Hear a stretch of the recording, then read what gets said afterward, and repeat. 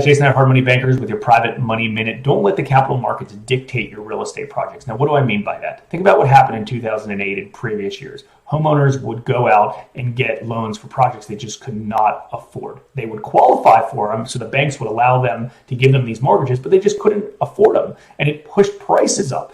I finished reading Sam Zell's book. Check it out. It's a really, really good book. And he talks about all the past recessions. And what he saw in that is banks, institutions, capital markets would drive up the prices by just giving crazy financing terms for so many people, even unqualified people. It's kind of similar to how hard money lenders have been operating, the institution and the capital markets over the last few years. There's been some bad real estate deals out there, and investors are still getting high leverage, 90% and 100% leverage on these projects. Now, again, I'm all about the right leverage and good leverage on the right projects, but it's got to be a right project. And you can't have that capital markets determine if it's the right project. That's your responsibility to make sure it's the right project, and then you get the right leverage on it, okay?